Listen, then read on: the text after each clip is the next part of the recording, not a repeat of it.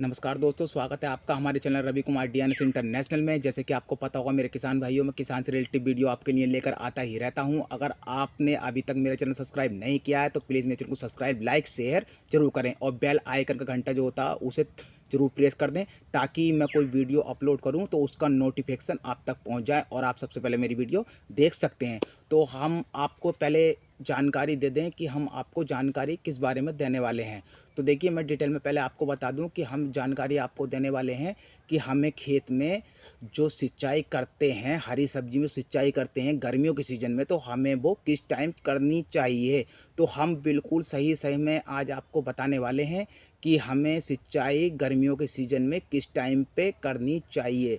तो ये वीडियो बहुत ही बढ़िया, बहुत ही मस्त होने वाली है मेरे किसान भाइयों। इससे मैं आशा करूँगा कि मेरी वीडियो आपको पसंद भी आने वाली है और आप इस वीडियो को देख के बहुत कुछ सीख भी सकते हैं मेरे किसान भाइयों।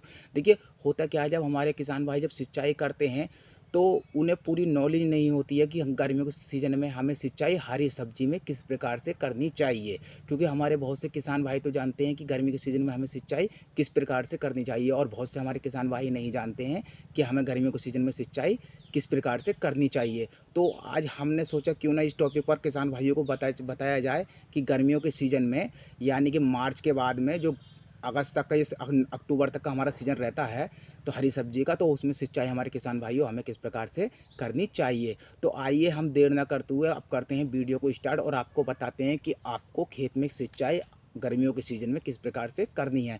देखिए, हमारे बहुत से किसान भाई क्या करते हैं कि जब सिंचाई करते हैं तो वो मतलब 11 बजे या 12 बजे दिन में पानी चलाते हैं। तो देखिए, उससे होता क्या है, आपको पता होगा जो हमारी हरी सब्जी का पौधा जो होता है, जैसे कि टमाटर है, जैसे कि करेला है, जैसे कि हमारी लौकी है, ये बहुत सारी हमारी हरी सब्जियां होती हैं मेरे किसान भाइयों। तो हमारे किसान भाई सबसे बड़ी गलती कर देते हैं कि उसमें दोपहर में पानी चलाते हैं, सिंचाई करते हैं मेरे किसान भाई।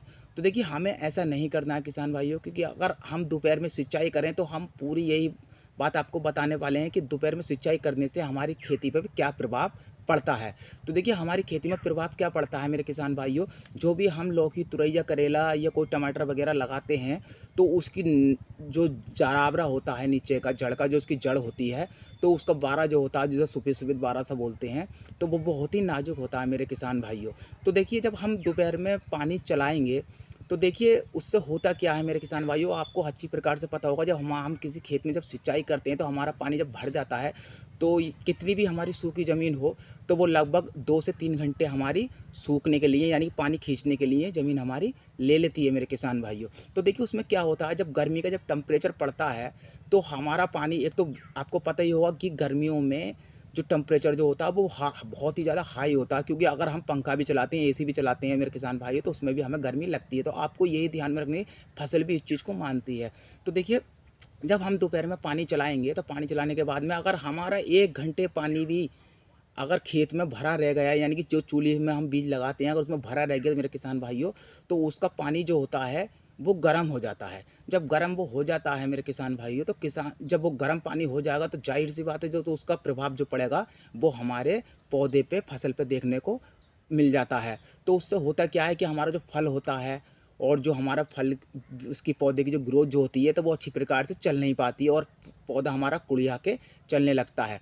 तो देखिए, हम बिल्कुल सही समय आपको बता रहे हैं। देखिए, आपको जब भी पानी चलाना है, खेत में सिंचाई करनी है, तो आप जैसे कि ख़ास तौर पे हम बता रहे हैं कि जैसे कि तुरई है, जिसके कोना की खेती बोलते हैं, तो तुरई की खेती, तो आप इसमें पानी सुबह को चलाएँ, यानी कि आप दिन निकलने से पहले ही इसमें 5 बजे से आप पानी चला दें, जो कि आपका 7 साढ़े 7 बजे तक खुशक हो जाए।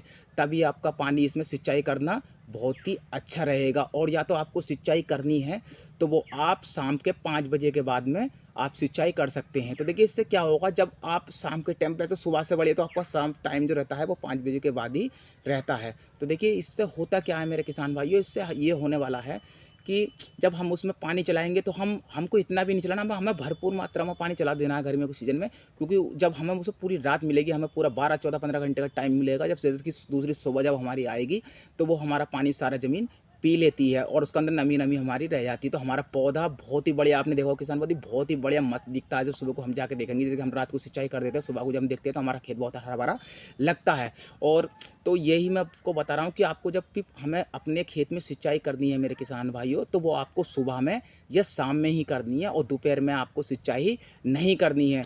और हम खाद के बारे में आपको बता दें कि बहुत से हमारे किसान भाई होते हैं कि हमारी फसल में जब जैसे कि यूरिया डालते हैं, तो देखिए यूरिया का कारण एक क्या होता है, मैं सबसे बड़ी जानकारी आपको दे रहा हूँ कि बहुत से हमारे किसान भाई ये करते हैं कि पानी से पहले ही उसमें यूरिया डाल देते हैं। तो देखिए आपको यूरिया भी उसमें हरी सब्जी में पानी से पहले मेरे किसान भाइयों नहीं डालना है। या तो आपको एक छोटा-सा काम कर लेना है, आप किसी चीज़ में भी ड्राम वगैरह या किसी चीज़ में भी आप उसको घोला बना के और आप जग से या पानी में भी आप यूरिया डाल सकते हैं। सबसे बढ़िया यूरिया का रीज़न यही है कि आप पानी में यूरिया डालेंगे तो वो घुल-घुल के आपका जाता रहता है मेरे किसान भाइयों। तो इससे यूरिया का प्रभाव हमारी फसल पे नहीं पड़ता है, क्योंकि हमारे किसान भाई होते हैं क्योंकि फसल उठाने के चक्कर में यूरिया का ज़्यादा इस्तेमाल करते हैं। तो देखिए हमें फसल में यूरिया भी अपने नियमित रूप से डालना है। इन यूरिया की जगह 12-32 M-45 डाई वगैरह आप कोई सी भी यूज़ कर सकते हैं खेती में, तो उससे आपकी फसल को कोई नुकसान नहीं होता है। आपको अगर यूरिया डालना है गर्मियों के सीज़न में मेरे किसान भाइयों,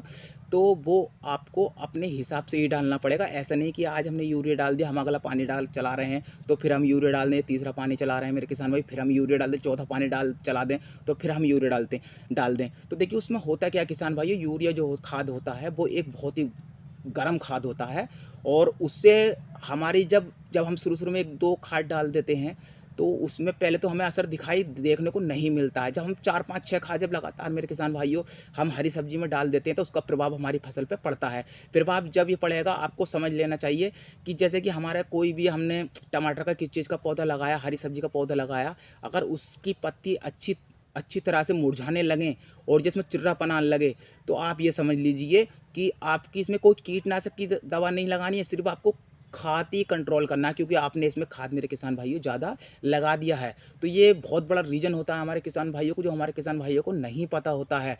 तो मैंने ये वीडियो आपके लिए इसलिए बनाया है। मैं आशा करता हूँ कि मेरी वीडियो आपको पसंद आई होगी। अगर पसंद आई हो मेरी वीडियो, तो प्लीज़ सब्सक्राइब, लाइक और शेयर ज़रूर करें। नमस्कार किसान भाइयों।